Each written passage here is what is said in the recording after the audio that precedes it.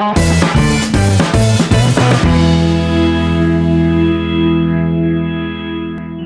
सभी को सुप्रभात। मैं कुमार हिमांशु आप सभी दर्शकों, अभिभावकों एवं छात्र छात्राओं को अपने इस YouTube चैनल स्टडी टिप की तरफ से हार्दिक स्वागत करता हूँ।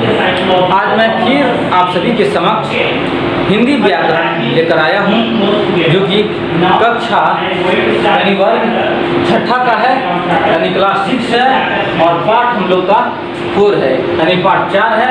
और पाठ 4 में हम लोग को अपना पढ़ना है शब्द निर्माण, मतलब शब्द निर्माण हम लोग को अपना पढ़ना है। अब इसमें हम लोग देखेंगे, हम लोग को उपसर्ग पढ़ना है। क्या पढ़ना है? उपसर्ग ये किसे कहते हैं और प्रत्यय किसे कहते हैं, तो इसको देखा जाए। लेकिन इसको देखने से पहले मैं आपके बुक से ये अवगत कराता हूँ। देखिए, यही आपका बुक है, यानी यही आपका पुस्तक है, और इसी पुस्तक से यह पढ़ाई करवाई जा रही है। ठीक है, तो चलिए अब हम लोग चलते हैं। तो सबसे पहले हम लोग उपसर्ग ये देखते हैं, और भी हम लोग अपने क्लास में यानी वर्ग में इसको देखा था और अच्छा से हम लोग समझ लिए थे। लेकिन फिर भी इस क्लास में भी दिया हुआ है, तो इसको देखते चला जाए। देखिए, उपसर्ग ये किसे कहते हैं? उपसर्ग तो जो शब्दांश शब्द के पहले लगकर उसके अर्थ में परिवर्तन ला देते हैं, यानी उसके अर्थ को बदल देते हैं, उसे वे ही उपसर्ग कहलाते हैं। वे क्या कहलाते हैं? उपसर्ग। यानी कोई भी जो शब्दांश होता है, किसी शब्द के पहले लगकर उसके अर्थ को में परिवर्तन ला दे या उसके अर्थ को बदल दे, उसी को हम लोग उपसर्ग कहते हैं। क्या कहते हैं? उपसर्ग कहते हैं। जैसे देखिए, ये उपसर्ग है अ। उपसर्ग क्या है? अ। अब एक शब्द है ज्ञान। मानिए ज्ञान एक शब्द है, और इस शब्द में एक छोटा सा शब्दांश को हम लोग जोड़ दिया जाए, आगे जोड़ना है ना। देखिए, जो शब्दांश शब्द के पहले लगकर ये लग गया ना पहले, तो ये पहले लगकर उसके अर्थ में परिवर्तन ला दे, तो उसी प्रकार ज्ञान था। ज्ञान, ठीक है। ज्ञान में हम सिर्फ और लगा दिए, तब हो गया अज्ञान। ये तब क्या होगा? अज्ञान। ठीक है, तो इसका जो अपना रूप है यह बदल गया। उसी प्रकार सत्य है। सत्य का मतलब सच होता है, सत्य। ठीक है, उसमें और लगा दिए, मतलब असत्य यानी झूठ।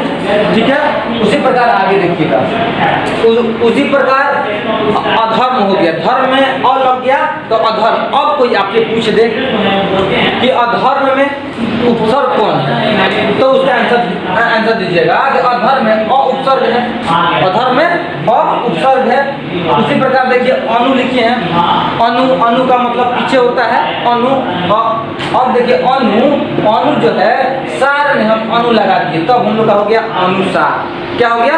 अनुसार। उसी प्रकार रूप में अनु लगा दिए, तब हम लोग का हो गया अनुरूप। क्या हो गया? अनुरूप।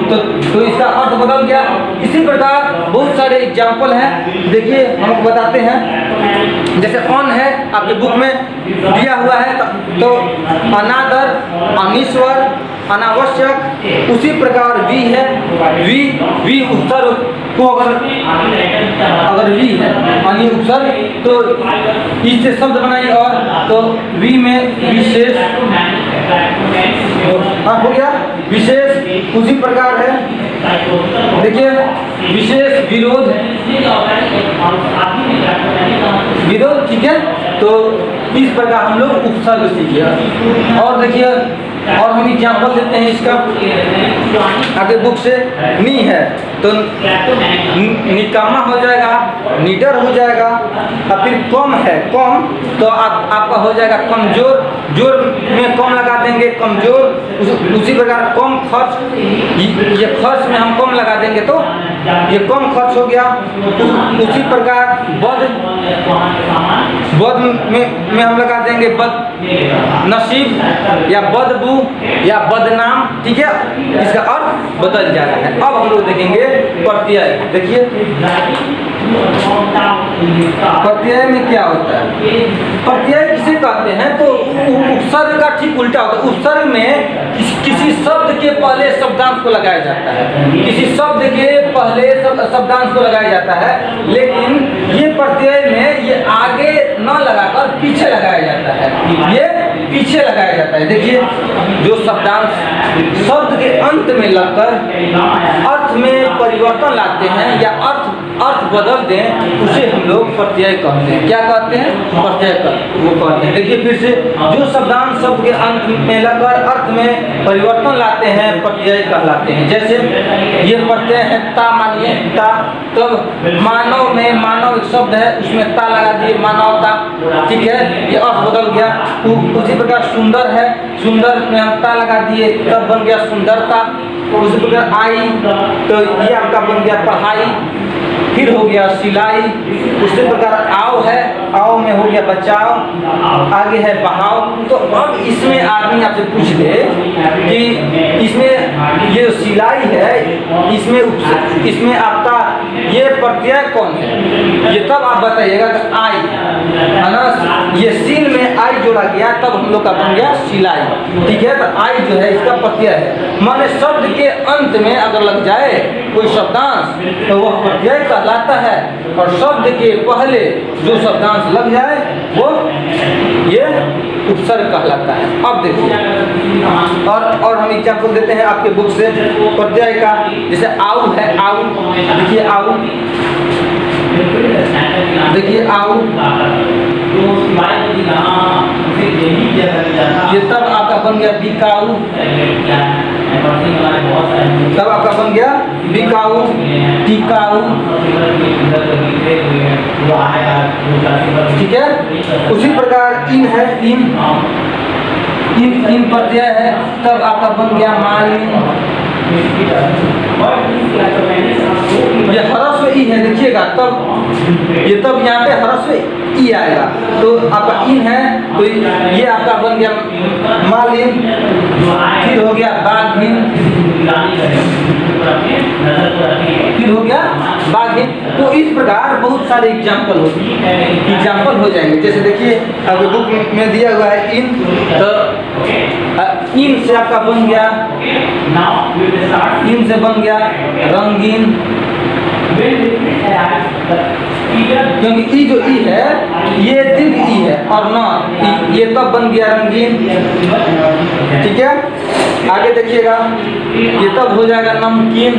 तो इस प्रकार बहुत सारे प्रत्यय हैं, जिसका जैसे अक्कड़ है, ये तब आपका हो जाएगा भुलक्कड़, घुमक्कड़, ठीक है। तो इस प्रकार यह जो था हम लोग का यह प्रत्यय था। और आपको एग्जाम्पल देते हैं, जैसे सरा, तो दूसरा, तीसरा, तो पन है, तो बचपन, लड़कपन, बड़कपन, ठीक है। ता है सफलता, अंत में ता आना चाहिए, सफलता, सजनता, मनुष्यता, मानवता, ठीक है।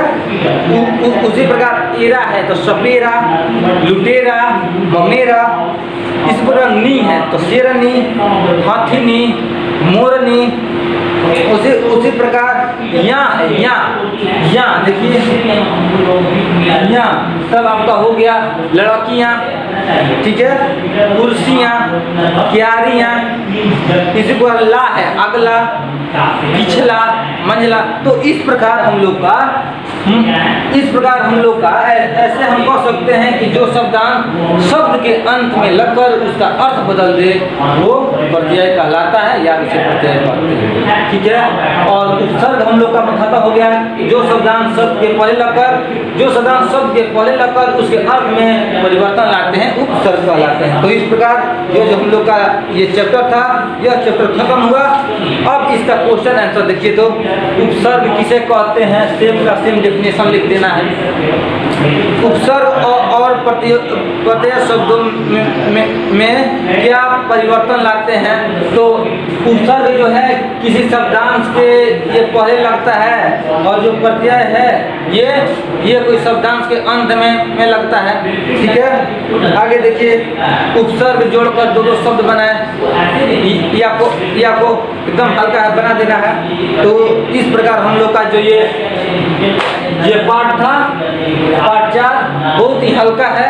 ठीक है, एक बार बैठिएगा तो एकदम वो आसानी से सब बन जाएगा, इसमें कुछ नहीं है। इसके पहले भी हम लोग आगे से इसको समझ लिए थे। ठीक है, धन्यवाद।